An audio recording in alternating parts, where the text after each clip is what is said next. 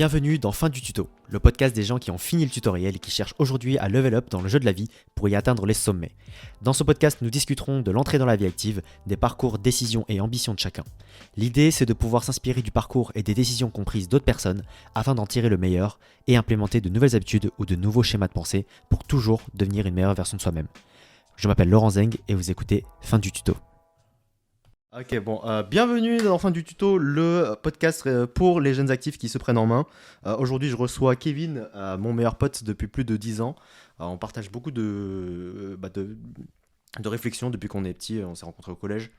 Aujourd'hui, on est là pour discuter un peu de sa vie, et notamment parce que, Kevin, t'as fini les études bientôt. Ouais, bientôt. Et l'idée, c'est de faire un peu une introspection sur ce que tu as vécu et comment tu vois la suite. Est-ce que tu peux te présenter brièvement ou voilà, tu peux dire ce que tu veux pour te présenter. Bonjour, je m'appelle Kevin, j'ai 24 ans et actuellement je suis étudiant à Schema Business School où j'effectue mon Master 2 Marketing Digital que je le fais en alternance chez CMP Paris en tant qu'assistant commercial digital. Tu m'as présenté ton CV. Tu m'as présenté. T'es en entretien d'embauche, quoi, là. Ok. C'est ce que je fais. En vrai, peut-être que tu peux parler de ton parcours d'abord académique et aussi ton parcours pro. Parce qu'il me semble que tu as fait des jobs d'été et tu as eu un truc un peu tumultueux, si on peut dire, en termes de progrès dans les différents établissements que tu as pu fréquenter. C'est ça, oui, du coup j'ai fait un bac scientifique à Aubervilliers, là où on a pas fait notre lycée.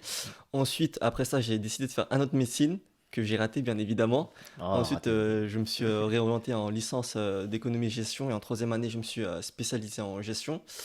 Et par la suite, j'ai décidé d'intégrer une école de commerce en M1 dans le luxe, dans le marketing du luxe. Et enfin, actuellement, comme je vous l'ai dit, j'ai fini chez Schema pour mon Master 2 et finaliser mon année en marketing digital. Ouais.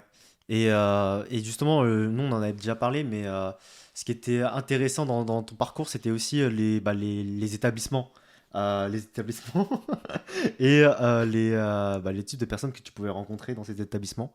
Déjà, médecine, au final, tu rencontres pas énormément de personnes, si? Comment Ouais, ça j'ai fonctionne? quasiment sympathisé avec personne, t'as pas le temps, t'es tellement à fond dans ta bulle que tout ce qui rencontre, ça passe pas du tout. On est là que pour la passesse et le travail. Et Ouais. en plus, on était beaucoup plus souvent à la maison qu'à l'école et personne partait en amphi vu on avait la prépa Medisup. Mm. Enfin, pas tout le monde, mais moi je l'avais et du coup, ouais, j'avais pas forcément besoin d'aller à l'école et voilà. Ok. Et finalement, parce que toi, tu as utilisé le terme un peu que tu as raté cette année, toi, tu le prends vraiment comme une défaite ou ça fait toujours simplement partie de ton histoire et tu es content de l'avoir fait parce que, comment est-ce que tu le prends au final, ce passage-là? Non, en vrai, je le prends plutôt comme une réussite parce que franchement, heureusement que j'ai pas. Je l'ai raté parce que à la fin, j'ai pu faire quelque chose que j'aimais vraiment, comme le marketing digital. De base, après médecine, je devais intégrer une école de commerce, on va dire, du milieu bas de tableau. Et en ratant ça, ça m'a permis d'intégrer finalement Schema et finir ma scolarité dans une bonne école, dans le top 5, on est classé 5e, 6e, un truc comme ça. Mhm. Et du coup, avec tout ce que j'ai appris, je le regrette pas vraiment et c'était une super bonne expérience. Ok, mais j'imagine aussi que ça t'a apporté des méthodes parce que bon, il y a énormément de choses à retenir quand on fait médecine et ça t'a un peu déjà c'est un gros comment dire, il y a une grosse différence de niveau entre quand tu finis le lycée et tu passes en médecine. En tout cas, ça se sent quoi que c'est pas du tout les mêmes attentes au niveau de ce qui est demandé pour passer à l'année suivante. Ouais, c'est vrai que du lycée à la médecine, c'était vraiment différent de malade. On était passé d'un cadre où on était entouré par des professeurs, par Mm. des dates, des heures. Ouais. En gros, on avait notre planning, quoi. Alors qu'en médecine, bon, certes, on a notre planning, mais bon, personne n'allait en amphi. Du coup, on était juste là avec nos feuilles et nos feuilles. Et juste, on devait juste planifier tous nos programmes nous-mêmes, soi-même. Ouais. Ok. Et comment tu as vécu la transition je connais un peu la réponse, c'est pour ça que ça me fait rire, mais la transition entre la médecine où tu es un peu isolé, où tu es très focus, à l'éco-gestion, qui est au final un peu moi je le prends comme ça, une filière un peu généraliste, Il y a beaucoup de gens qui s'y essayent sans vraiment s'y intéresser. En plus, toi, tu étais à P13. Euh, Ah, c'est Villetaneuse, P13. ah, Ouais, Villetaneuse. Villetaneuse. Comment tu as vécu la transition? Ah, je l'ai vécu super mal, hein. De base, j'étais sur Paris. Bah, c'est la capitale, tout est beau. Enfin, entre guillemets, tout est beau. Et Hmm. là, tu passes à Villetaneuse, ouais, la cité, quoi. La cité universitaire. C'était bah, même déjà. Ah, Oh, Villetaneuse, comment on pourrait dire ça? attends. C'est pas En c'est une gros, fac assez tu populaire au passes final. de Jean-Paul Gaultier à Wesh Wesh Kevin, Hmm. Ten Lacoste, voilà Ouais, quoi.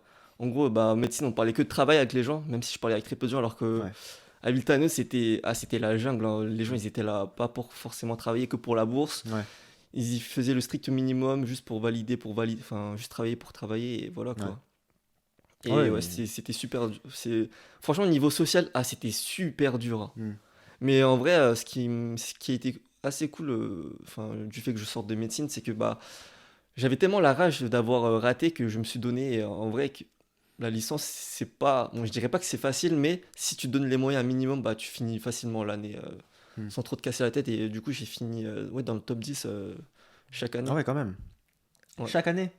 Ouais, faut le faire quand même. Mais ouais, c'est vrai que tu m'en avais déjà parlé. C'était un peu la. Et en plus, on y reviendra, mais c'est un peu cette rage, cette détermination et le fait de faire les choses à fond. C'est vraiment quelque chose qui te définit, je trouve. Euh, ok. Euh, Pendant cette licence, tu sais, il y a les étés. Il me semble que tu as fait un job d'été aussi. Est-ce que tu peux nous en dire plus là-dessus? Ah oui, mon tout premier job d'été, c'était j'étais caissier chez Métro. Du coup, Métro, si, enfin, pour ceux qui ne le connaissent pas, c'est un peu le carrefour, mais pour les professionnels, pour tous ceux qui ont des restaurants, des magasins ou bien qui sont des épiceries. Et en gros, il faut avoir juste une carte professionnelle pour pouvoir y rentrer. Mhm. Et en gros, on vend tout en lot, en gros pack et tout. Et c'était super dur. En gros, les caissiers, enfin, les clients, ils venaient avec leur caddie. Et nous, on s'occupait de lever les cartons et de les mettre sur le tapis roulant. On faisait ça toute la journée. On était debout, on n'était même pas assis.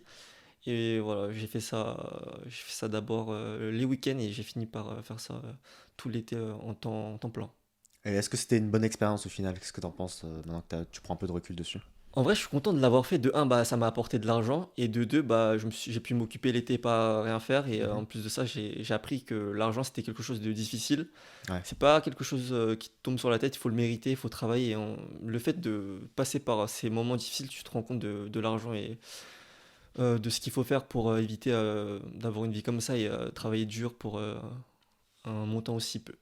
ouais. Mais c'est vrai que moi aussi, de toute façon, je le vois avec l'entourage. Et même, j'imagine aussi avec la famille, ta famille, pas Mm. forcément la mienne, mais du fait que la valeur, la valeur du premier emploi qui te fait comprendre que l'argent, il sort pas de nulle part. Et C'est ça, ça. tu vois vraiment en fait le contraste entre ceux qui ont jamais travaillé et ceux qui ont travaillé sur des métiers plus ou moins ingrats. Et métro, t'as fait fort hein, quand même. Ouais, métro, j'ai fait En fort. plus, t'es là, tu soulèves des trucs. Ouais, Enfin, c'est pas facile. Mais au final, t'es content, ouais, je suis j'imagine. content. Et surtout, t'as pu mettre une expérience sur ce qu'on a sûrement dû te dire toute ta jeunesse, en mode, bon, l'argent, ça ne tombe pas du ciel, etc. Je sais que sur ce point-là, on a eu un peu une éducation similaire où on nous l'a dit souvent, mais le vivre, c'est autre chose quand même. Mm. C'est de travailler un mois, finir avec 1000 et quelques. T'es content de recevoir cet argent et en même temps, tu te dis, bon, je sais pas, je payais quelques. Si j'avais un loyer, mais il me reste plus rien en fait. Enfin, il me Ouais, c'est reste pas ça. grand-chose. C'est ça. Et ça met un gros coup. Alors, ça, soit ça te construit, Mm. généralement, soit tu commences à te dire ah, c'est chaud la vie, quoi. Enfin, les deux te construisent dans ce cas-là, mais ça peut être le début de quelque chose ou la fin.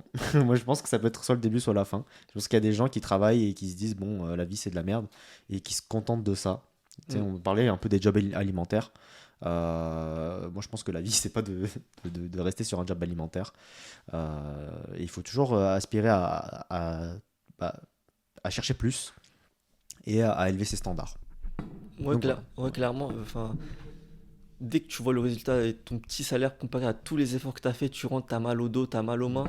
Bah, soit de un, ça te motive à gagner plus et trouver une solution, Mhm. soit tu t'appuies toi sur ton sort ou bien t'as juste, enfin, ouais, t'as juste la flemme et Mhm. tu subis quoi.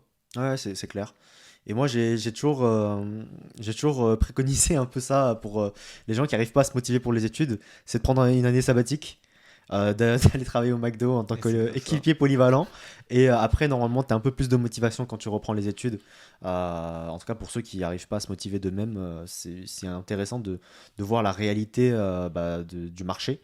Et en plus, avant de trouver un job, enfin, avant de travailler, faut trouver un job. Ouais, ça Et c'est grave ça, dur. c'est Ah, ça c'est dur, hein. ça, c'est pas facile, hein. Vraiment, quand tu as un CV vide, tu sais même pas faire ton CV, Ouais. tu rencontres des managers, etc. Sur des postes qui sont même pas qualifiés, en fait. On a regardé ce sketch là Ouais. sur. Mon rêve, c'est de faire d'emballer des cartons, là, je sais pas C'est ça, quoi. et il passe Des un colis. entretien d'embauche pour Ouais. emballer des cartons. Bah ouais, ouais. C'est quoi vos motivations? Je J'aime vois, bien le genre, scotch. ouais, voilà, c'est des trucs comme ça. Non, vraiment, moi, c'est un truc que j'ai appris pendant mon aventure de la vie et des expériences pro, c'est qu'il faut pas, il faut éviter de chercher des raccourcis. C'est bien si t'as accès aux pistons, etc. Mais pour au moins le premier job, ce qui est top, c'est d'envoyer les 100 CV et de pas se faire que personne te répond. Je pense que c'est une expérience, et même de toute façon pour tout parcours scolaire qui est un peu au moins animé par des expériences pro, il faut chercher des stages et des alternances. Ah, ça c'est Et dur. ça, c'est presque encore plus dur, je dirais même, Ouais, en parce que fait, ouais, le premier c'est Mm, toujours le plus dur, hein. c'est ça, Vu que ton CV il est vide et bah t'as pas d'argument quoi. c'est ça. T'es là, tu te présentes et il y a juste le nom de ton école et rien du tout. Ouais, Et c'est vrai que bah, y a des gens, bah, ils ont beaucoup plus de chance. Ils ont des tuyaux ou quoi que ce soit. Du coup, bah, le premier mm, stage, bah, ils ont un bon truc plus ou moins. Et du coup, bah, après, ça débloque tout le reste, quoi. ouais. Après, ça se dégoupille et petit à petit, tu montes en Mm. step niveau stage. Ouais. Et un point qui vient de me traverser l'esprit, tu pourras me donner ton avis là-dessus, mais je pense que quand on a rien à perdre au final, je pense que ce qui marche le mieux pour débloquer des opportunités, c'est l'audace. Ouais, clairement. Parce que le gars qui va chercher un équipier, là je parle de l'équipier McDo, mais tu sais, t'es un parmi d'autres et on cherche personne, tu vois. Mm. Alors que je suis sûr qu'on peut débloquer des expériences intéressantes au-delà de ces jobs alimentaires qui sont quand même payés si on fait preuve d'audace et que si on vient avec juste simplement une valeur ajoutée. Parce qu'au final. Mais c'est très difficile à concevoir parce que quand. En tout cas, dans le système actuel, j'ai l'impression que on a toujours besoin d'être légitime Mm. pour demander ou accéder à une opportunité. Tu penses toujours que pour accéder à ce job, il faut déjà que j'ai de l'expérience. Ces fameux jobs d'entrée, mais où on te demande 2 à 3 années Ah, de d'expérience. malade, ça c'est grave ça. Ça, c'est terrible. Ça donne pas. Et au final, je pense que statistiquement, c'est obligatoire. Les gens qui réussissent le plus à débloquer ces opportunités-là, c'est ceux qui envoient quand même leur CV, tu vois. C'est ceux qui envoient quand même, juste envoyer alors que tu corresponds à rien à ce qui est cherché, ça fait quand même un peu preuve d'audace, tu vois. Et Et en ça, plus, c'est. ouais, en plus, par rapport à ça, je sais même pas si je te l'ai raconté, c'était pour mon alternance. Ouais. Et ils avaient fait une listing d'exigences. Mm. Ouais, savoir bien utiliser Excel, mais de manière plus ou moins poussée. Ouais. Et bah, j'avais pas cette expérience-là, mais j'étais en mode, bon, j'ai plus rien à perdre, j'ai mis plus de Mm. 100 CV, du coup, bah, let's go, quoi. Et là, je Ouais. l'ai posé, et, bah, c'est passé. Ouais. Et au final, c'est un peu une expression, je sais pas si tu l'as déjà entendu, mais moi que j'ai déjà entendu dans le milieu du recrutement, etc., c'est que les entreprises, elles recherchent des moutons à 5 pattes. Ah, je connaissais pas. Alors ça, c'est une expression qui est très utilisée. C'est que tu recherches le mouton à 5 pattes qui n'existe pas, qui a toutes les compétences qu'il te faut, qui a le savoir-être, qui habite pas loin et qui accepte de venir travailler pour toi dans ton budget, le budget que tu as prévu pour ce poste. Sauf que le marché, généralement, il fonctionne pas comme ça. Les gens sont tous différents, ils ont des exigences différentes et il faut le faire à l'audace. Il faut juste tester. De toute façon, généralement, quand tu cherches un job, une alternance et un stage, le mieux c'est juste de postuler n'importe quoi et de faire bonne face une fois que tu arrives à rencontrer la personne, Ouais, enfin, le c'est ça, manager derrière. il faut provoquer la chance. En plus, par rapport à ça, j'ai une anecdote. C'était quand j'étais en école de commerce de luxe, Mhm. dans le marketing du luxe. En gros, j'avais un ancien professeur, c'était un directeur de chez Balenciaga, je sais plus dans quelle section. Et lui Ouais. aussi, il avait vu la proposition d'emploi et c'était vraiment genre, la liste, elle était interminable. Et lui, il avait rien à perdre, il était jeune à Mm. ce moment-là, enfin, il est jeune, il avait quand même quelques années d'expérience, Ouais. mais il a quand même décidé de postuler. Et finalement, c'est même pas la personne qui a déposé l'annonce, mais je crois que c'était le fils de la personne, parce qu'en gros, c'était, je sais pas c'était quoi, je sais plus c'était quoi l'histoire, mais c'était le fils d'un membre de la famille qui a décidé de le prendre, quoi. Ouais. Alors qu'il correspondait totalement pas à la description. Mais bon, il avait quand même des bonnes lignes, des bonnes expériences et un bagage derrière lui, quoi. Mm. Et au final, ça nous apprend aussi du fait que il y a beaucoup de, comment dire, d'éléments que tu apprends sur le tas, sur tous les types de métiers au final. Clairement. Ouais. Au final, les entreprises, elles cherchent aussi juste des personnes qui savent s'adapter, qui font preuve de bon sens et de savoir-être, qui sont capables d'apprendre et d'évoluer assez rapidement.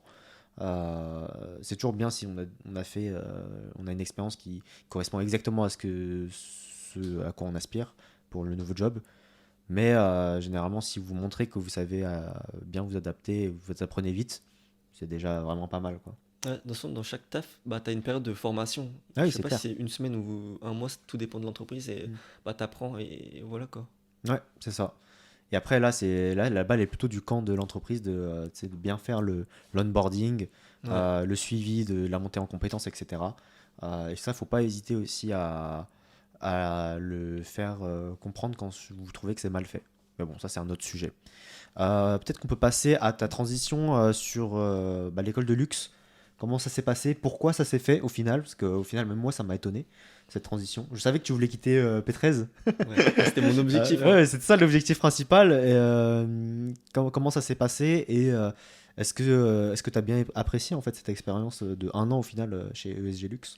Tu sais que de base, je devais pas intégrer le Glux, hein. Je devais intégrer une IAE. Je sais pas si vous connaissez. En gros, c'est un peu une école de commerce publique, mais gratuite. Ok, Parce que je voulais pas, j'avais pas forcément les moyens de me financer une telle école. Et je savais que mon CV était vraiment faible et ça allait être compliqué de trouver une alternance. Et je voulais pas débourser une somme à ça, ok. 5 chiffres. Ouais. Du coup, bah, j'ai décidé de postuler à des IAE. Du coup, j'ai dû passer des concours. Je Mhm. sais pas si tu le sais. J'ai dû passer un concours, mais et finalement, je l'ai pas eu.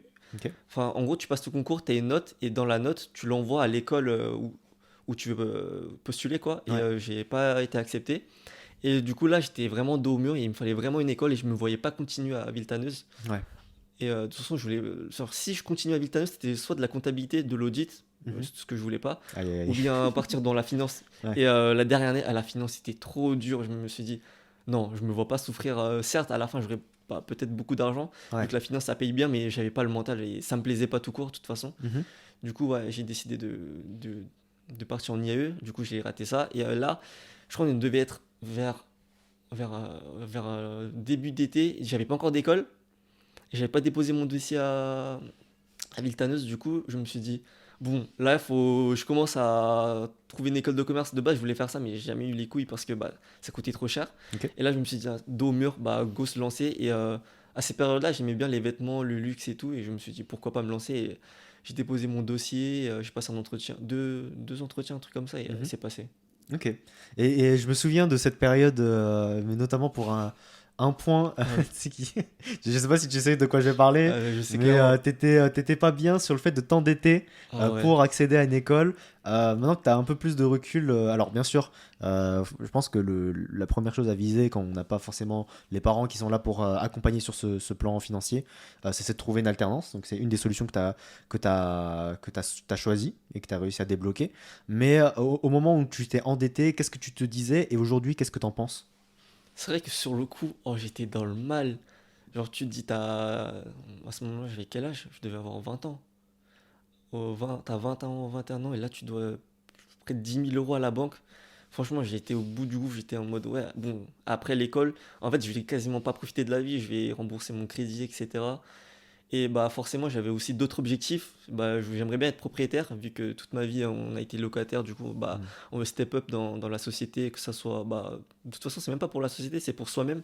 Mhm. Et je me suis dit, ça allait me freiner dans mon rêve.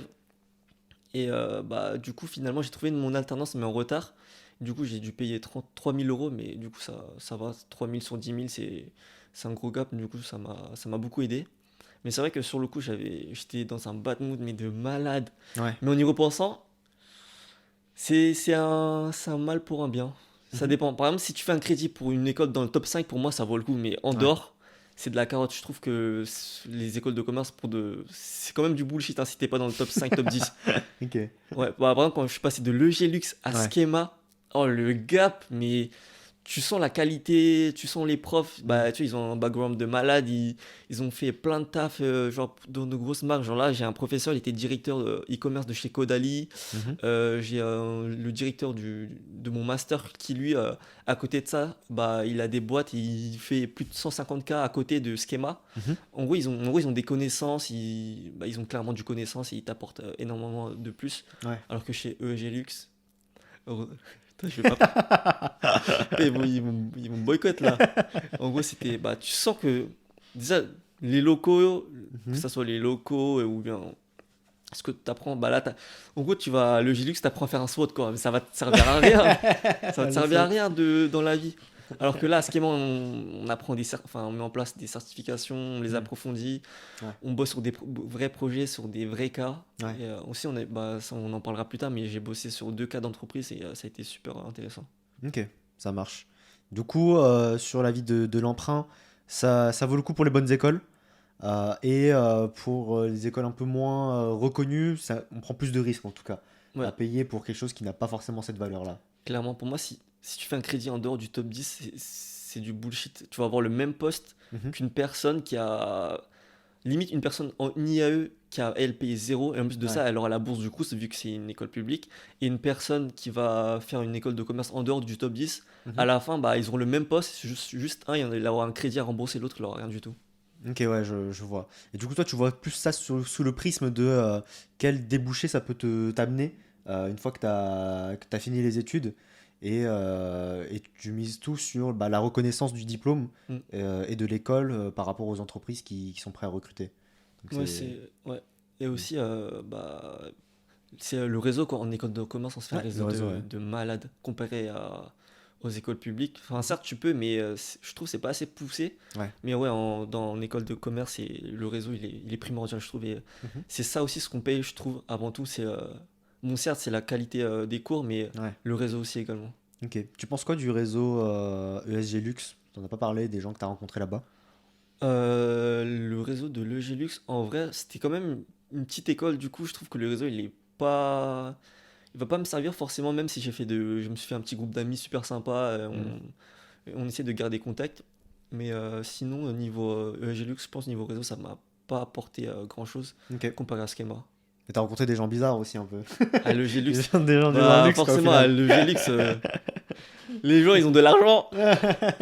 Du coup, ouais, c'est vrai que j'ai croisé certaines personnes très hautaines. C'est vrai que bah, Mm. dans le monde du luxe, les gens sont assez spéciaux. Ouais. Et c'est vrai que ça m'a un peu dégoûté du luxe. Je sais pas, peut-être ça a été que mon école. Ouais. Mais c'est vrai que j'ai croisé des spécimens. C'était vraiment quelque chose, hein. Mhm. Et on n'avait pas du tout la même qualité de vie. Là, j'ai une anecdote, je te l'avais racontée. Une Mhm. fois, c'était vers la rentrée. Bah, je connaissais personne. Et là, on me dit, oui, Kevin, ça te dit de venir déjeuner avec vous? Ah oui, parce que à l'EG Lux, il n'y a pas de cantine. Aïe Du aïe coup, aïe. c'était soit tu ramènes à manger, soit bah, t'allais manger dehors, quoi. Mais ça va, on était assez bien placé. On était vers Opéra, rue Sainte-Anne. Et du coup, bah là, en gros, ils me proposaient à manger. J'étais en mode, oui, vas-y. Et là, ça commence à prendre du vin à midi.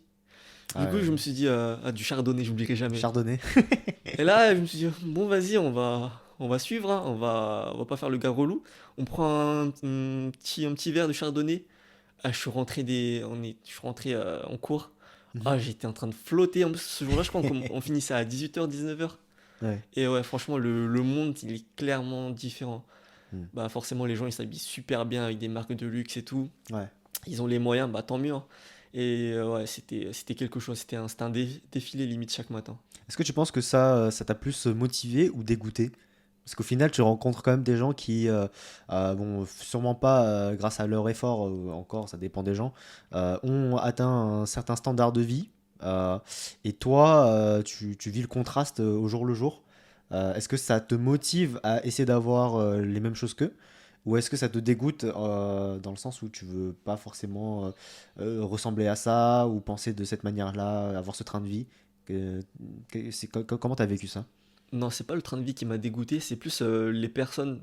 Je pense, bah, ils ont peut-être baigné dans l'argent depuis leur enfance, du coup, ça, forcément, peut-être changer leur personnalité ou leur perception sur l'argent. Ouais. Mais non, sinon, leur train de vie ou quoi, genre, je m'en fous. C'est pas quelque chose qui m'a forcément dérangé, le fait qu'ils me racontent leurs vacances ou quoi que ce soit. C'était plus la personnalité des personnes. Mhm. On n'avait pas le même niveau de vie. En gros, limite à chaque soir, ça partait au bar, claquer des centaines d'euros, alors que moi, bah, c'est clairement pas mes habitudes de faire ça. Mhm. En soi, ça m'a pas bloqué sur le fait de leur parler ou de sympathiser, mais plus je pourrais pas pousser mon amitié envers eux de façon loin. On pourrait pas, Mhm. on va dire, sortir après l'école ensemble ou faire les 400 coups, mais non, c'est des personnes quand même sympas, mais Ouais. avec qui je pourrais pas aller plus loin, quoi. Ok. Et au final, parce qu'on on parle quand même de personnes qui sont entre guillemets privilégiées à la fois dans le luxe, mais aussi chez Schema. C'est pas tout le monde qui rentre à Schema. Mm. Certaines personnes ont de l'influence, certaines personnes sont juste intelligentes. Euh, C'était quoi les différences entre ces deux environnements? Ah, Schema, Ah, c'est tu y des es toujours hein, bosseurs. d'ailleurs. Ouais. J'y suis toujours et je vais passer ma thèse en septembre, du coup, oui, j'y suis toujours. Mais franchement, le gap, il est réel, hein. Les gens, ils sont bosseurs, ils ont des ambitions, Mhm. ils ont des alternances, mais de malades. J'ai discuté avec des gens, ils étaient chez Sanofi, Netflix, PayPal, genre, tu vois, Ouais. du haut standing. Et une grosse partie, je m'en souviens à la pré-rentrée, j'ai un peu discuté avec eux, ils venaient de l'EDEC. Et même Ouais. ça m'a surpris qu'il y ait autant de personnes de l'EDEC à Schema. Mhm. Et ouais, les gens, franchement, ils sont inspirants. Juste, tu discutes avec eux, t'as envie de te donner à fond, enfin, de même limite rentrer dans leur entreprise assez prestigieuse, tu vois. Ouais. Du coup, voilà. Ok. Donc là où à ESG Lux, il y avait pas forcément c'est pas forcément une mentalité de bosseur. C'est plus des gens qui étaient intéressés par le luxe, mais là, Schema, ce qui se caractérise, enfin le trait de caractère qui sort le plus, c'est des gens qui en veulent et qui se donnent les moyens et qui bossent tous les jours, quoi. Ouais, c'est ça. Bon, Mm. on bosse pas forcément tous les jours, mais au moins, en fait, on a l'envie de réussir. Et pour moi, Ouais. c'est le principal. Après, tout dépend de enfin, comment on peut dire ça? Mm. Comment c'est ce que tu dis souvent là? C'est pas, enfin, tout dépend des moyens, mais Ah, tu t'élèves tes standards? non, Non? c'est pas comment tu t'adaptes. Enfin, oui, en fait, juste ta manière de bosser, quoi. Ouais. En gros, enfin, du moment que tu as l'envie de réussir, peu importe ta manière de bosser. Par exemple, si toi, tu as besoin de bosser enfin, il y a des gens, ils ont besoin de bosser en une semaine, je sais pas, 1 heure, 2 heures, Ouais. mais de manière qualitative, et il y en a d'autres qui ont besoin de bosser tous les jours, et tout dépend de ta méthode, quoi. Mhm. Mais en gros, eux, ils ont l'envie de bosser, certes, ils bossent pas tous les jours, mais en gros, ils se donnent les moyens, et à la fin, c'est un bon rendu, quoi. Et Ok. c'est le résultat qui compte, peu importe la manière, comment tu l'as fait. Mais du moment que tu as l'envie de réussir et de te donner plus ou moins à fond, et tu travailles de manière appropriée en fonction de ton niveau et de ton temps, bah, Mm. enfin voilà quoi. Ok. C'est marrant que tu soulignes ça, on en avait parlé un peu hier. C'était sur nos deux visions du travail. On peut aborder le sujet maintenant. Ce qui est marrant avec Kevin, c'est que on s'est rencontrés au collège, on a évolué ensemble jusqu'au bac. Et ce qui était drôle, c'est que on avait deux façons de travailler très différentes. Dans le sens où moi j'étais plus quelqu'un qui essaie d'optimiser le temps d'apprentissage en essayant de nouvelles méthodes, etc. Pour apprendre le plus possible avec le moins de temps possible. Et à côté, je voyais mon pote Kev qui lui, il était plus côté, comment dire, persévérant. On va mettre toutes les heures qu'il faut. Et tu étais un peu plus bourrin, on va dire, dans ta méthode d'apprentissage. Est-ce que ça a changé? Est-ce que tu as été influencé par des gens de Schema? Ça m'intéresse. Comment eux, est-ce qu'ils travaillent? Et est-ce que ça t'a influencé ou est-ce que tu es toujours un peu dans cette façon de travailler là? Je sais pas si tu vois ce que je veux dire. Là, les gens de Schema, enfin, je dirais pas qu'ils sont à fond de malades, mais en fait, ils travaillent à leur rythme, et enfin, déjà, j'ai l'impression qu'ils ont des facilités, mais c'est un truc de ouf. Hmm. Ils ont déjà une facilité d'éloquence, Ouais. et même ils sont tellement logiques dans leur tête que tu sais, ils n'ont pas forcément besoin de beaucoup de temps de travail. Et Hmm. c'est vrai que, enfin, tout dépend de la matière. Par exemple, si c'est une matière où il faut vraiment apprendre limite du par cœur et des connaissances pures et dures, bah oui, je pense que bah, le bourrinage, ça peut être bien, mais en fait, enfin, pas de manière intensive, mais plus de manière coupée. découper en semaines, par exemple, je sais pas, toutes les une Mhm. demi-heure chaque soir, Ouais. ça peut suffire. Et c'est vrai que ça, c'est un truc que j'ai appris, c'est pas forcément du bourrinage, comme tu me dis, mais Mhm. plus travailler sur la mémorisation et faire la même chose, mais chaque soir, mais de manière intense et de Ok. manière courte. Ok. Ouais. Ça joue énormément sur la mémoire et ça marche plutôt bien. Ok. T'as adopté cette façon de travailler du coup? Ouais, pour les euros, oui, Ok. Et pour ça la fonctionne présentation. mieux que ta façon de travailler d'antan avant? C'est vrai que ça fonctionne mieux que de tout réviser la veille, mais de manière une journée entière. Ouais, T'as pas le temps de retravailler, le cerveau il peut pas se reposer, du coup ouais, c'est c'est mieux clair. de décomposer ça petit C'est à clair. petit. Parce que toi, t'étais du type à pouvoir le faire, en fait, de faire 24 heures sur Ouais, la même page, enfin, c'est sur ça. le même livre. Ouais, je me souviens tu te donnais. Et surtout en médecine, c'était pas fun, quoi, de devoir travailler. En médecine, ouais, en médecine, bah, en fait en médecine c'est que du bourrinage quoi. C'est Bah celui ouais, qui arrive à apprendre le plus de choses ouais. en un peu de temps. Ouais. Du coup Je t'es pense obligé. il y a un peu de cet héritage de médecine qui t'a suivi. Mais ce que je retiens, c'est aussi que bah, les gens de Schema, ils sont venus avec une certaine organisation dans leur façon de nourrir leur cerveau avec de nouvelles connaissances. Ils ont pas plus théorisé ça, mais ils ont une structure, quoi. Peut-être que t'avais pas rencontré. Et Ouais, c'est vrai qu'ils ont une bonne structure et ce qui m'a aussi agréablement surpris c'est leur connaissance. mhm, J'ai croisé des personnes, ils ont tellement de connaissances dans plusieurs domaines et franchement c'est enrichissant et ça te pousse mm. à apprendre et, ce qu'ils font et du coup tu t'es intéressé, tu t'es intéressé, tu t'es intéressé. Ok, ça marche. Donc, assez satisfait de Schema au final. Je Ouais, pense que c'est ta meilleure meilleure année, licence. hein, au final, Ouais, meilleure école. ouais, le plus gros regret c'est que bah forcément j'étais en alternance, du coup mon rythme moi c'était une semaine Mm. école et 3 semaines entreprise, j'aurais vraiment voulu que ça soit limite en full école hein, C'est vrai? ou bien entreprise en trois on va dire bah, comme l'année dernière, 3 jours école et 2 jours non 3 jours entreprise et 2 jours école. Ok. Et bon, si on t'avait donné la chance d'y aller en full time à l'école, et on te disait de payer 15 000 euros, t'aurais choisi quoi? Franchement si j'avais les moyens je l'aurais fait. Tu l'aurais fait en full Ouais. école. Non, non, non, c'est vrai que l'alternance, moi, je préconise grave l'alternance parce que t'as, Mm. bah, de un, l'école, elle est financée par l'entreprise. De deux, tu Ouais. as de l'expérience. Du coup, Ouais. pour après, post-diplômé, bah, c'est un truc de ouf. Du coup, bah, tu auras plus de facilité. Du coup, non, je préconise quand même l'alternance. C'est Mm. grave un bon point. Mais c'est vrai que j'aurais peut-être préféré intégrer Schema plus tôt. Ok. Ah ouais, comme ouais. Non, c'est même pas Bah, peut-être, c'est j'aurais voulu, hein. ouais, ouais, j'imagine, ouais. Schema, c'est que les masters ou ils font une licence En fait, post-bac? il y a plusieurs, ils proposent plusieurs choses. Il y a le programme en grande école, Ouais. ou bien le master spécialisé comme j'ai fait. Ok. Ou sinon, tu peux faire un bachelor aussi. Mais en fait, il y a trois trucs. Soit programme grande école, Mhm. bachelor, et ensuite tu intègres un master, Ok. ou bien ensuite un master spécialisé comme le mien. En fait, moi, c'est assez compliqué. En fait, j'ai intégré un bac plus 6. Ok, ouais. Ouais. Du coup, en fait, pour intégrer mon master, enfin, tu dois avoir un bac plus 5, mais en gros, je sais plus c'était quoi le quota, c'était entre 20 et 30% de personnes. Mhm.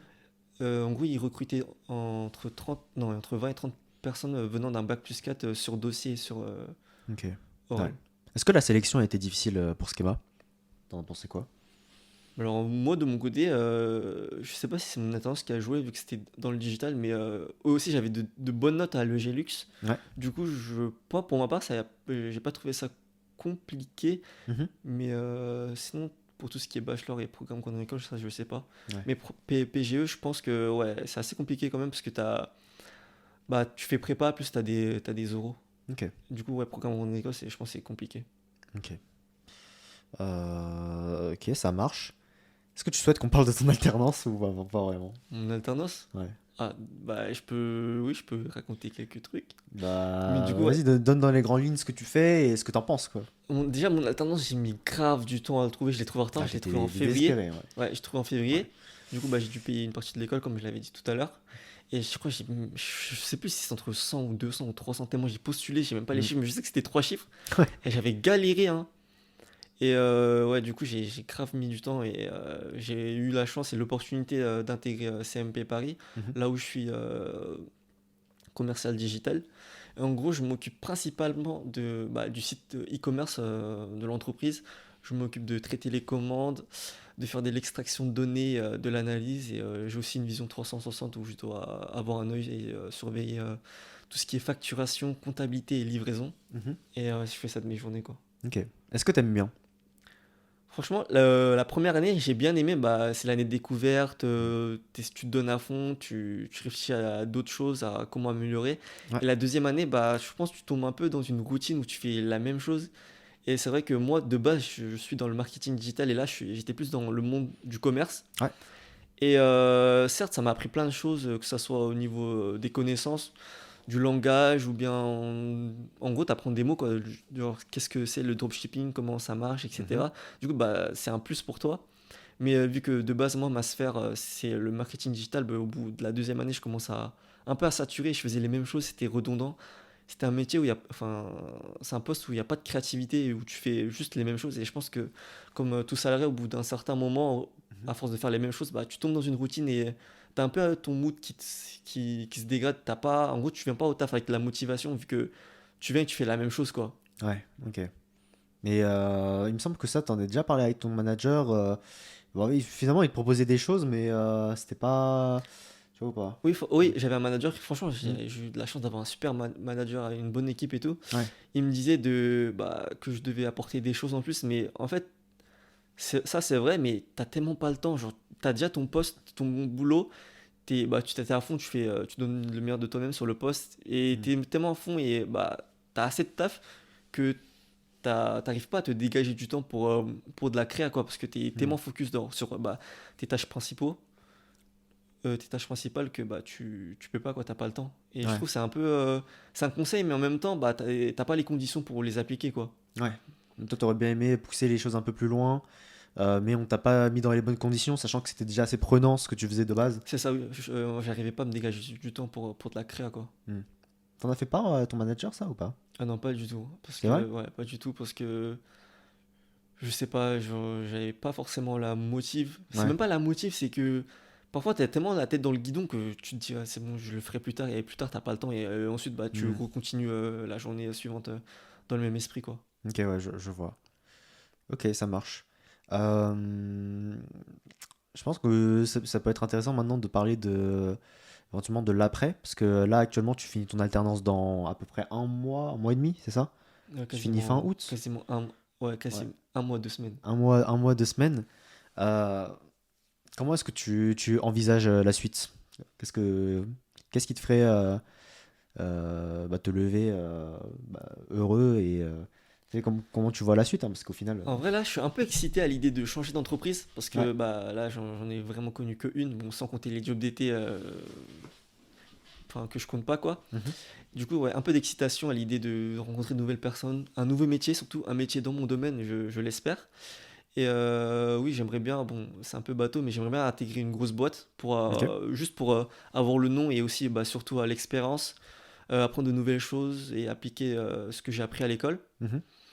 Et pour l'instant, ouais, ce sera ça, c'est écoffrer un maximum parce que bah, je sens que j'ai pas envie d'être salarié toute ma vie et me lancer également dans la créa. Ouais. Du coup, réfléchir à quelque chose à côté, mais tout en générant de l'argent. Et une fois que bah, Mm. si le projet à côté arrive à générer autant que ce que je gagne, bah, me détacher petit à petit du CDI et me lancer à fond dans la créa, quoi, Ouais. à Bah, au mon final, compte. on a à peu près la même ambition sur tout ce qui touche à l'indépendance financière, l'indépendance tout court, hein, juste être libre. Et il faut forcément, en tout cas de ma vision des choses, bah, créer quelque chose, apporter de la valeur à des gens.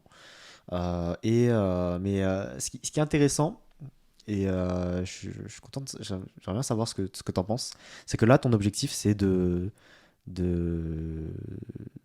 c'est de te rendre dans une grande entreprise pour bah, gagner de l'argent, emmagasiner de l'expérience, etc. Mm. Euh, Est-ce que tu ne penses pas que tu serais dans un meilleur environnement pour apprendre si tu étais dans une petite boîte? En fait, tout dépend de la petite boîte. Enfin, déjà, il y a les avantages qui changent. Ouais. Niveau salaire, c'est sûr que ça change de malade. Et moi, je pense que, enfin, c'est vrai que j'ai une petite préférence pour les grosses boîtes parce que pour les petites boîtes, je trouve que bah, tout dépend. Déjà, ça va être très compliqué à monter, enfin, de monter en échelon, je trouve. Parce que bah, t'as des seniors qui sont là depuis longtemps, peut-être ils font partie de la famille ou bien ils ont un lien assez proche des patrons. Du coup, c'est un peu Tu bah, parles des petites boîtes là ou des grandes boîtes? des petites boîtes. Ah, moi j'ai une vision totalement différente. Ah ouais? Dans le sens où si tu es une petite boîte, si tu montes, si la boîte fonctionne bien, c'est toi qui prends les responsabilités parce que l'équipe est composée de peu de personnes. Mm. Alors que dans une grosse corporation, t'es forcément entouré de vieux qui ont beaucoup plus d'expérience et qui aussi un certain ego, on va dire, et qui vont pas forcément te pousser à monter dans la hiérarchie parce que c'est là où tu attends le plafond de verre le plus rapidement, en fait. Enfin, moi, je le vois comme ça. Parce que pour moi, quand tu travailles dans des grosses entreprises, genre, tu peux passer. Bah, forcément, souvent on parle comment on dit ça, de, enfin, des grades quoi. Genre, Mhm. tu peux monter manager, etc., etc., etc., plus haut, plus haut, plus haut. Alors que là, enfin, peut-être c'est ma vision des choses parce que je suis dans une entreprise familiale, Ouais. mais là, en gros, t'as les seniors qui sont là depuis grave longtemps et les postes les plus hauts, on va dire, sont occupés par les proches de la famille, quoi. Mhm. Du coup, Ok. forcément, bah, tu peux pas reprendre le poste. Ouais, t'atteins le plafond de verre des responsabilités qu'on peut te donner parce que après ça devient c'est côté personnel au final. En fait, ouais, Ça mêle le c'est perso. vrai qu'en vrai, c'est pas, faut pas généraliser, mais tout dépend de l'entreprise. Mm. Enfin, notre boîte, elle fait quand même bah, des millions, quoi. Et Ouais, ouais. c'est quand même comme ça. Mais peut-être que dans d'autres entreprises, et je pense que c'est aussi le cas, bah, ça doit être différent quand même. Ok. Donc, éventuellement, à court et moyen terme, tu m'as parlé d'intégrer une grande entreprise, et éventuellement monter la hiérarchie, apprendre, etc. Mais au long terme, toi, tu te vois comme un entrepreneur. J'arrive même pas à me projeter sur le long terme en entreprise. Pour l'instant, enfin, là, je suis plus sur le court terme en mode, Mhm. je vais essayer d'emmagasiner un maximum de connaissances et du coup avoir une rentrée d'argent à côté de ça et réfléchir à un projet à côté, quoi. Et après, on verra si peut-être que ça va me plaire et j'aurai un confort et j'aurai plus envie de projets à côté. Mais oui, pour l'instant, c'est juste, je veux juste apprendre. Ok, moi oui, bah, je pense que c'est normal, hein. Toutes les personnes dans la vingtaine devraient avoir pour objectif d'apprendre plus que d'emmagasiner enfin, de l'argent. En tout cas, moi, c'est ce que je pense. Et Mm. j'en ai fait les frais, j'en parlerai dans un autre podcast, je pense. Euh, ok, mais tout ce qui est, peut-être qu'on va essayer de creuser un peu maintenant, pour ce qui est de tes projets, quelles sont tes inspirations? Mes projets, c'est un truc que j'ai envie de mettre en place, c'est un peu un talk show. Mhm, Genre, on va dire, un groupe d'amis qui sont autour d'une table ou bien avec des guests. Enfin, j'ai pas encore de plan précis, mais c'est plus une idée vague, mais qui pourrait changer et évoluer avec le temps peut-être, mhm, et avec ma réflexion. Mais j'aimerais bien faire un truc chill ou en mode, pas interview, mais juste un talk show avec mhm. entouré de personnes que t'aimes bien et que t'es à l'aise et discuter de sujets qui pourraient être drôles ou bien leur poser des questions tout simplement et parler peut-être, pourquoi pas de l'actualité, y a rien de concret encore, mais c'est juste passer du bon temps et rigoler entre amis et partager ça. Ouais, Parce que c'est vrai, niveau communauté asiatique, bon là ça commence à se développer, etc. Mais c'est vrai que sur le net, bah, à part le rire jaune, hmm, j'ai personne d'autre en tête. Et Frédéric mhm. Shaw en tant qu'acteur, Frédéric Shaw, bien ouais. sûr, on n'a rien du tout. Alors que là, les talk shows, je trouve, même les niveaux interviews ou quoi que ce soit, niveau aux États-Unis, genre c'est en train d'exploser, que ce Mhm, soit sur TikTok. Non, même là, il y a un petit podcast, je crois que ça s'appelle le Banh Mi, où c'est. mhm. Oh, j'aurais plus son nom, je crois que c'est Linda, où bah, en gros, elle s'entoure d'Asiates et avec des guests, bon, qui seront pas forcément Asiates, mais genre un peu la communauté asiate qui commence à s'élever, on va dire. Ok. Donc, quelque chose qui serait un peu en rapport avec les aides, pas forcément Non, non, obligatoire. j'ai pas forcément envie de faire un truc communautaire, mais bon, forcément, bah, mes potes, moi, c'est principalement des Asiates, mais voilà quoi. Du coup, en fait, je veux juste faire un truc qui me plaît avec mes potes, c'est tout. Ok, ça Et marche. forcément, bah, vu que je suis asiate et que mes potes sont asiates, bah, on va apporter, je dirais pas quelque chose de spécial, mais plus on sera pas mis en lumière, mais on sera juste sur le devant de la scène et on va essayer de représenter la France, quoi. Ouais, ok, je vois. D'ailleurs, sur ce point-là, j'imagine que peut-être ça peut t'inspirer ce setup, de montrer un peu à quoi ça pourrait ressembler, bah, d'enregistrer, de filmer, etc. Bon, de toute façon, tu verras le résultat. Euh, un point qui est intéressant sur ce que tu viens de dire là, est-ce que tu le vois? Parce que là, ton but, c'est quand même d'apprendre et de lancer ton truc sur le côté. Mm. Moi, je pense que tu vas arriver à une phase charnière dans ta vie où tu seras occupé par le job et il faudra que tu t'organises pour avoir ton truc sur le côté. Et Ouais, en même temps, t'es dans ta vingtaine, t'es dans le moment où t'es à ton prime en fait d'énergie. c'est grave ça. C'est ça. Et, et à partir de là, j'ai envie de dire, est-ce que tu comptes tout cas j'espère, lancer ton projet dans les prochains mois? Franchement, déjà dans les prochains mois, je pense que ça va être compliqué parce que là, j'ai pas encore fini d'écrire ma thèse. Mhm. Il y a ça à finaliser, plus les entretiens d'embauche et postuler, etc. Du coup, ça, dans les prochains mois, je pense que ça va être compliqué, mais enfin, je pense. Ouais, après, d'abord step by step, d'abord mon CDI, et après ça, je pense quelques mois après mon CDI, une fois que je serai stable et tout, etc., je Mhm. vais commencer à réfléchir. C'est vrai que, en fait, le temps nous est compté parce qu'on est dans le prime, quoi. C'est dans Mhm. la vingtaine que tu lances tes projets, que tu as la force et tu peux dormir tard, etc. Bon, tu peux dormir tard aussi quand t'es vieux, mais voilà, quoi. Et ouais, du coup, ça serait.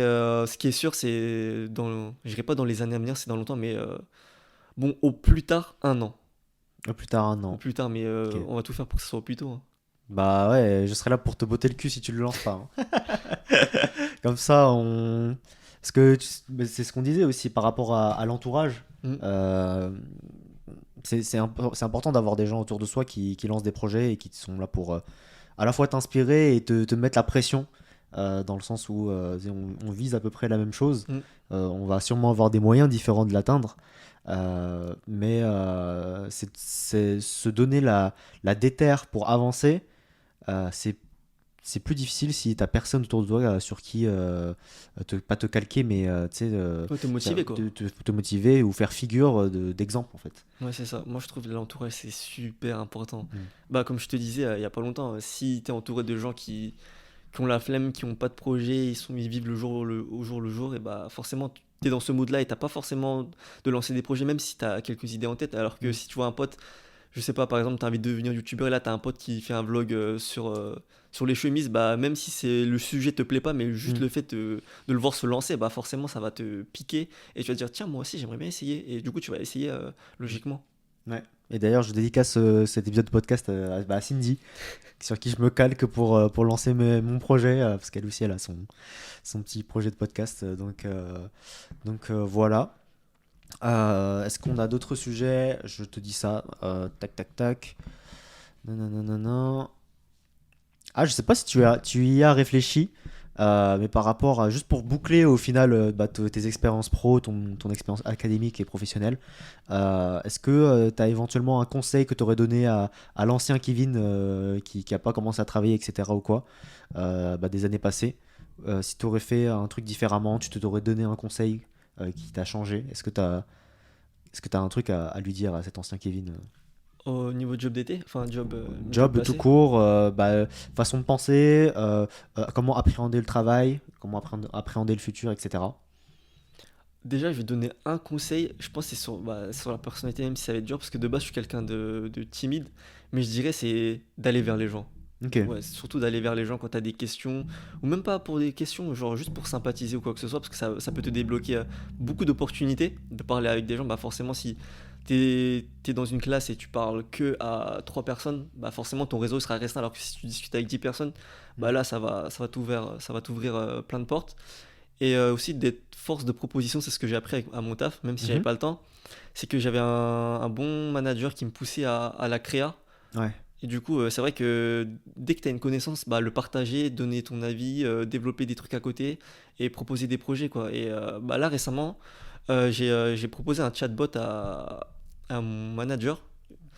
Et du coup, bah, j'espère que ça lui a plu. Et tu vois, ça montre que tu es investi, que tu es là. T'es pas là que pour faire ce qu'on te dit, Mhm. mais aussi pour créer. Bah forcément, dans ta fiche de poste, il faut pas se cantonner à ce que tu as, enfin à ce que tu as à faire, mais aussi essayer de développer si tu veux monter en step ou pas avoir bonne figure, mais juste pour toi mentalement, que ça soit pour tes prochaines embauches, au moins tu te dis oui j'avais ça et à côté de ça j'ai pu développer ça. Du coup c'est un plus. Ouais. Ça montre que bah t'es pas là que pour comme un mouton où tu fais tes tâches et tu rentres chez toi, mais tu es là pour aussi apporter une valeur ajoutée. Et je pense dans les entreprises aujourd'hui il faut apporter une valeur ajoutée en plus de tes qualités pour lesquelles on t'a embauché.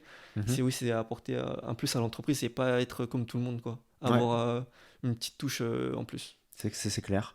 Et au-delà de l'aspect pro, je pense en général, ça s'applique aussi, dans le sens où, par exemple, quand tu veux intégrer une école, tu vas donner ton CV. Bon, ok, cette personne a fait telle ou telle expérience. Mais ce qui est, pour moi en tout cas, le plus intéressant, c'est qu'est-ce que cette personne a fait au-delà de Ouais, ce qu'on lui a demandé de faire. Tu vois. ouais. Dans ton CV, on va te demander de faire un stage, ok, tu as fait un stage, mais à côté, est-ce que tu fais du sport en club? Est-ce que tu voyages? Tu vois, c'est tout ce qui te construit au-delà de tout ce qui est assez formel au final, qui fait de toi ce que tu es aujourd'hui. Et effectivement, au travail, ça se retranscrit aussi dans le fait d'aller chercher un peu plus que ce qui est demandé. Alors moi, je suis pas le meilleur exemple pour tout ce qui est force de proposition, mais ça se travaille. Et aussi, tu t'en parlais, mais effectivement, le réseau et aller voir les gens, c'est quelque chose d'incroyable, d'incroyablement important, parce que je pense que la vie, c'est avant tout des rencontres. Et j'ai l'impression d'être philosophe. La vie, c'est des rencontres. Et ce qu'on s'était dit, c'était que ta vie, elle peut changer du tout au tout en fonction de si tu rencontres ou pas une personne. Ah, c'est ça, Ouais. c'est grave ça. Ta vie, genre, tu sais que j'ai intégré Schéma grâce à non, deux personnes, Mhm. deux personnes. Ouais. C'était c'était deux filles dans ma classe à l'EGLux. En gros, je m'en souviens, je sais plus si c'était la pause où on rentrait du déjeuner. Genre là, je les croise devant la porte et je leur dis, ouais, vous faites quoi l'année prochaine? Vous allez renouveler chez l'EGLux? Ouais. Et elles m'ont dit, non, on va intégrer Schema. Et moi, de base, genre, je cherchais pas des écoles comme Schema parce que je me disais, mais c'est impossible que j'intègre une école aussi prestigieuse. Mhm. Et bah là, je me suis dit, mais attends, mais si eux ils ont réussi, moi aussi je peux réussir. Du coup, j'ai déposé ma candidature, j'ai fait un oral et c'est Ouais. passé quoi. Au final, encore, on revient sur l'audace, sur le fait Ouais, de tenter, même si les dieux ne sont pas avec toi, les dieux de la chance ne sont pas avec toi. Et finalement, ça se passe très bien. Et t'as jamais été aussi bien dans une école et aussi bien entouré au final ouais, d'autres personnes qui sont inspirantes et qui te poussent à être une meilleure version de toi-même. c'est ça. Euh, Attends, c'était quoi la question? J'avais un truc à dire aussi. la question, Ouais, parce que on avait pas... C'était quoi la question que tu t'avais posée au début? c'était les conseils. Les conseils pour Ah quand tu oui, étais petit. et aussi un truc, non, aussi un truc que j'ai appris en entreprise, c'est que dans une équipe, faut pas les mêmes personnes. Pour moi, une équipe doit être homogène. Homogène ou Enfin, hétérogène? S'il faut pas les mêmes personnes. ah oui, hétérogène. Hétérogène. Attention. En gros, pour moi, c'est un truc que j'ai grave remarqué. Par exemple, si dans mon bureau, s'il manquait une personne, ça changeait mais le mood de tout le bureau. Mhm. Sur ton mood, et je pense que ça peut impacter ton travail. Ok. Je pense qu'il faut avoir des gens, des blagueurs, des bosseurs de ouf, des... En fait, faut une équipe, faut pas que des têtes. Je pense que si t'as des têtes et que des meneurs, bah à un moment donné, il y aura des disputes et tout. Mm. Il y aura Ok. des visions qui vont diverger, des grosses têtes qui veulent se mettre en avant. Et pour Ouais. moi, ouais, faut de tout dans une équipe. Et ça, pour moi, au début, avant que je rentre dans le monde du travail, je me disais, bon, faut que des monstres dans une même équipe. Bon, Ouais. ça, c'est peut-être pas la même chose pour les développeurs où il faut bah, forcément des monstres, il faut des codeurs de malades. Mhm. Mais dans le commerce, je trouve qu'il faut, enfin, dans une équipe en général, faut un peu de tout. Faut des gens Mm. faut quelques meneurs, je dirais pas des suiveurs parce que ça a l'air péjoratif, mais faut avoir des gens qui sont, Ils sont moins aptes à prendre des initiatives. ouais, c'est ça, Ils font une bonne exécution c'est ça. par rapport aux ordres qu'on leur donne, Des bons, voilà, ça. en tout cas leurs ordres, des ordres, des indications, etc. Quoi. Qui restent des bons éléments, hein, Mm. qui restent des bons éléments. Et voilà, quoi, faut une équipe hétérogène Mm. pour que ça se lisse et que le projet se déroule bien. Ok, ouais, c'est intéressant. Toi, tu as vécu quelque chose comme ça où on a enlevé un élément et ça a Ouais, c'est ça. perturbé l'équilibre, la synergie dans une équipe? C'est ça. C'est vrai qu'il y a une personne que je pense en particulier, une collègue. Quand je te Mhm. dis, elle met la bonne humeur dans le bureau, elle met Ouais. la bonne humeur. Tout le monde rigole, mais quand elle n'est pas là, genre, tu sais qu'il y a pas un mot dans le bureau. Genre, Ah en gros, ouais. c'est elle qui crée le lien. C'est un peu la vitamine Ouais. du bureau. Et bah, comme je le disais, pour moi, l'ambiance du bureau, ça joue énormément. Ça joue énormément sur ton mood. Bah, vu que tu passes plus de temps au bureau que chez toi, tu te lèves, je sais pas, tu fais du Mm. 9h, 18h au travail, après tu Ouais. rentres chez toi, tu manges, tu dors, quoi. Rien de spécial. Du coup, bah, forcément, il faut que ton cadre de travail soit au mieux que ça soit pour ton travail, pour ton mental surtout aussi. Ok, ouais, je Pour que vois. tes journées passent plus vite et passent de manière, enfin, pour que ta journée se passe de manière agréable. Mm. Ok. Ah non, c'est intéressant que tu t'aies vécu un peu la nécessité d'avoir une bonne synergie dans une équipe et pas forcément d'avoir que des personnes très qualifiées ou très bosseuses, où il faut un peu de tout pour faire quelque chose de bien efficace. Ok, super intéressant. On peut parler éventuellement des sources d'inspiration qui te poussent à plus tard entreprendre ou à réussir en général. Est-ce que toi, t'as des sources d'inspiration? Ouais, quand j'étais petit, j'avais mon oncle. Mhm. Attends, je vais faire une petite story time. En gros, lui, bah, il vient du Cambodge. Ouais. quasiment mes parents, et etc., mes tantes et tout, on vient du Cambodge, etc. Mhm. Et du coup, on est venu en France, on n'avait pas d'argent. Et surtout lui, en gros, lui, je m'en souviens, enfin, c'est ma mère qui m'avait raconté, en gros, il dormait dans la rue. Mhm. Et tu sais, il est passé de la rue à maintenant propriétaire, il peut s'acheter tout ce qu'il veut. Ouais. Il a même lancé un business. Bon, ah non, ça, je peux pas en parler. Ouais, il a lancé un En couple. business. Ouais, en gros, Plusieurs business. il a lancé plusieurs business, dont récemment, ça fait plus d'1 an, je crois. Il a lancé un business d'import-export où il se fait masse thune, un truc de malade. Mhm. Et encore une fois, ses principaux clients, c'est du réseau. Ok, ouais. D'où l'importance de rencontrer des gens, de discuter, de pas avoir honte comment dire, de montrer ce que tu peux apporter comme valeur. Mm. Parce que j'imagine que c'est ça aussi ce qu'il fait, c'est qu'il montre ce qu'il peut apporter aux autres. Et les autres font appel à lui. Et après, il y a toute une relation de confiance qui se crée, etc. Ok, donc ton oncle, Ouais, quand il vient de j'étais la petit, famille. mais maintenant, je me suis un peu détaché de ça parce que j'ai pas envie de lancer ses business parce que son business m'intéresse pas. Ouais. Mais maintenant, je suis plus dans la créa. Du coup, je pense les personnes qui m'inspirent, c'est surtout ton entourage et tes amis. Du coup, je dirais toi niveau créa. Et aussi Jay Park. Moi, je voulais rebondir sur ça, on en parlait. Et Jay Dédicace Park. à l'interview à Christina, Jay Park. Jay Park. Et il est trop beau et il chante trop bien. Il a des Non, abdos. mais on en parle parce que Jay Park a acheté une maison pour ses parents. Ouais, Et ça, c'est un flex quand même. On aimerait bien atteindre ce moment-là. Peut-être que dans quelques années, si on refait un épisode, on aura acheté une maison pour nos parents. Je l'espère en tout cas. Mais voilà, il y a des accomplissements comme ça qui font que tu as accompli ta vie au final. Tu vois. ouais, c'est ça. En fait, c'est limite. Enfin, moi, c'est ce que je ressens, mais offrir quelque chose à quelqu'un, ça me procure plus de plaisir que de m'acheter quelque chose, moi. Ok, ouais, je vois. On a bien discuté de ton parcours, etc. C'était super intéressant. Et là, on passe sur la section lifestyle. Donc, la section lifestyle où on va donner un ou plusieurs conseils aux personnes qui nous écoutent par rapport à un truc que toi, tu as implémenté dans ta vie ou pas. Enfin, ou que tu aimerais implémenter dans ta vie pour la rendre meilleure. Est-ce que toi, tu as un conseil à donner? Attends, je te laisse commencer, je vais réfléchir. Moi? Ouais, moi je peux le faire, hein, franchement. Qu'est-ce que je peux dire? Ce que je te disais hier, hein, vraiment. Alors je pense que dans la vie, il y a des gens qui c'est des monstres. C'est des monstres de discipline, c'est des monstres d'organisation.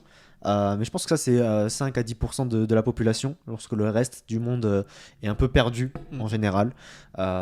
Et je suis convaincu du fait que le sens de la vie, c'est un sentiment qui mélange du progrès, une vision de toi-même vers laquelle tu avances tous les jours et des projets. Il faut des projets, il faut une raison de se lever, etc.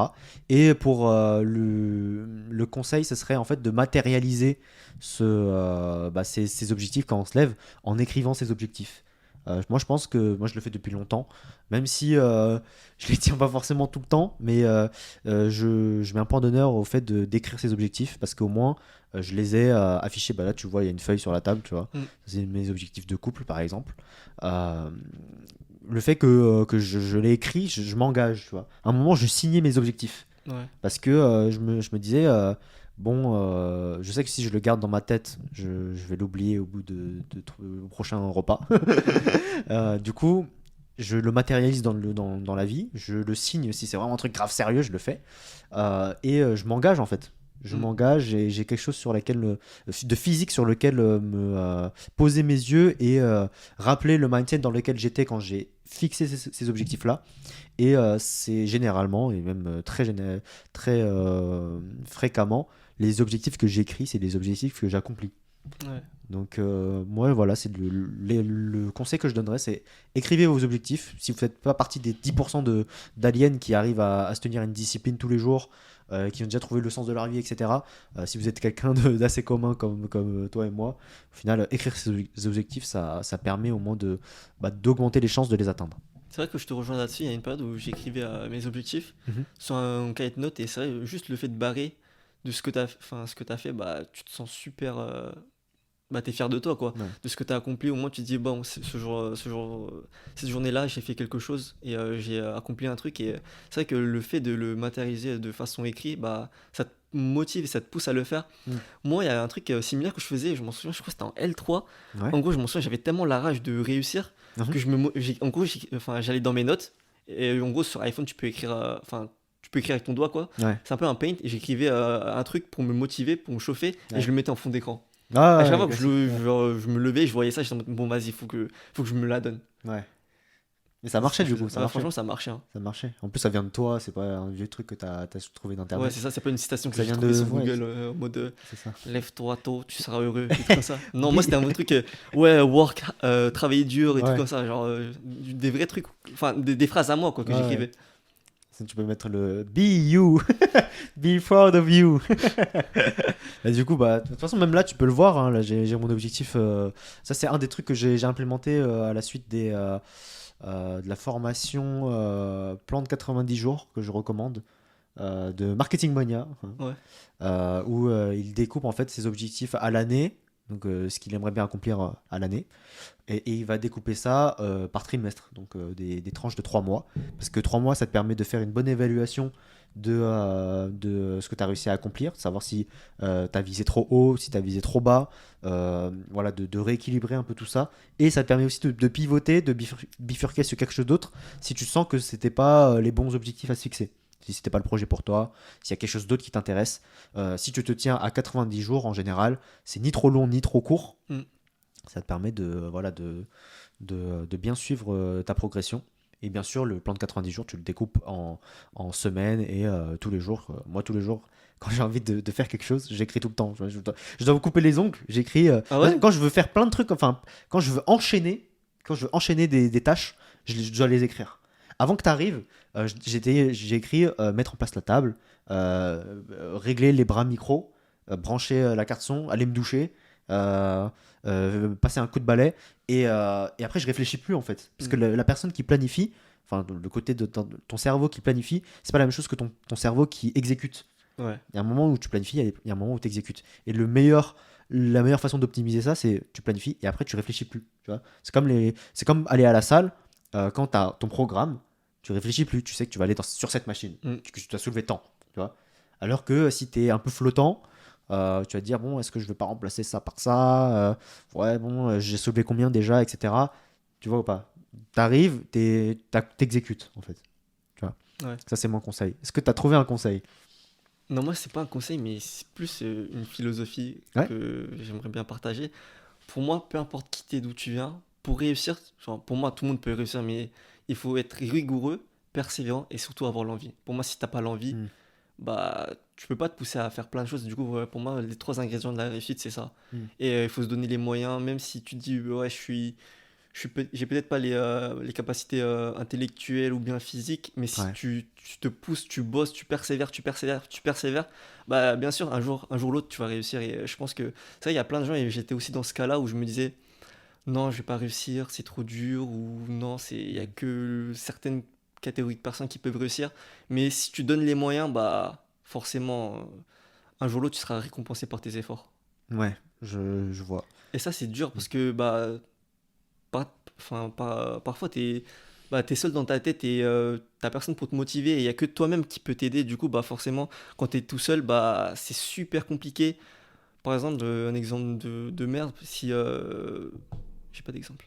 Ah ouais, t'as pas d'exemple en fait. Je sais. Non, j'ai pas.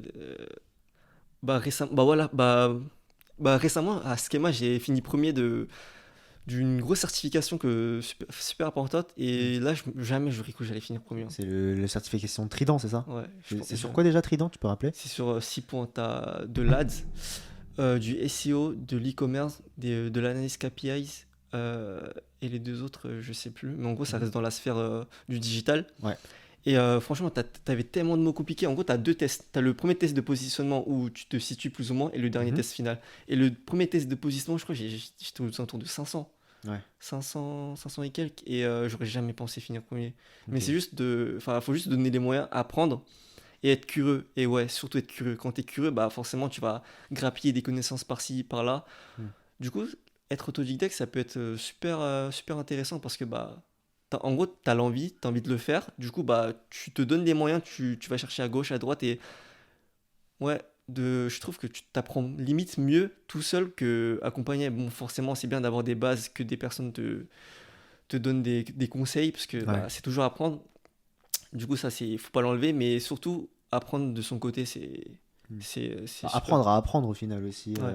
Et encore plus, ouais, en solo, je suis d'accord. Moi, je pense que tous les individus apprennent mieux s'ils le faisaient d'eux-mêmes, Mm. avec leur méthode, etc. Mais que la majorité d'entre nous passe par l'école, parce que l'école nous donne ce cadre où tu peux pas partir, en fait, tu vois. Quand tu apprends de toi-même, le risque, c'est que tu t'abandonnes. Mm. T'as un coup de flemme, tu laisses le projet voilà, couler. Alors que quand tu es inscrit à un programme à l'école, il te donne un cadre où tu n'es pas censé abandonner. En fait. Mm. Même si tu abandonnes, tu passes les contrôles, tu rates. Bon, ok, Ouais, c'est tu ça. es un peu humilié et tout, mais t'es forcé. Tu vois. Mm. Donc, mais je pense que individuellement parlant, si on arrivait tous à avoir la discipline, on apprendrait beaucoup plus vite et beaucoup mieux par soi-même en fait. Ou en tout cas avec ce qu'il y a sur internet, tout est disponible au final. Ouais. Ah oui, sinon, un truc que je pourrais rajouter, ça serait se mettre des deadlines. Ouais. Peu importe ton objectif, c'est se mettre des deadlines. C'est un truc que j'ai appris en entreprise. Et ouais, c'est super important parce que si t'as pas de deadline, tu te dis, bon, je vais le faire demain, je vais le faire le mois prochain. Et à chaque Mm. fois, tu repousses et jamais tu vas le faire. Alors que quand t'as Ouais. une deadline, limite, tu te dis, oh purée, il me reste presque plus de temps, du coup, il faut que je me lance, faut que je taffe Ouais. avant que ça soit trop tard. Et ça, c'est super important, les deadlines, ouais. Ok. Ouais, bah, toujours se fixer une limite. Ça fait partie un peu de. Je sais pas si tu as vu ça, comment se fixer un bon objectif, là, les objectifs SMART. Mm. Le T, je crois que c'est pour time limited ou time délimité dans le temps. Et ça, c'est sûr, ouais. Ah, ouais, ouais, si. Mm. C'est pas, attends, smart, je sais plus c'est quoi, mais mesurable et temporel, un truc Ouais, comme ça. mesurable. Ouais, on apprend ça à l'ESG Lux. Le T, c'est temporel. Bah top. Bah je pense qu'on peut finir là. Bah merci Kev d'avoir accepté l'invitation. C'était D'ailleurs, super cool de discuter de ça. Je pense qu'on aura éventuellement d'autres sujets sur lesquels on pourrait discuter. ouais, J'ai hâte de voir ton projet naître. je te dirai. J'ai même un nom là à te proposer. Tu me diras en off. Ah, je te dirai en off. Et nous, bon, on se retrouve pour un autre épisode, un prochain épisode sur un autre sujet. Merci d'avoir écouté ce podcast. Salut! Ciao, ciao.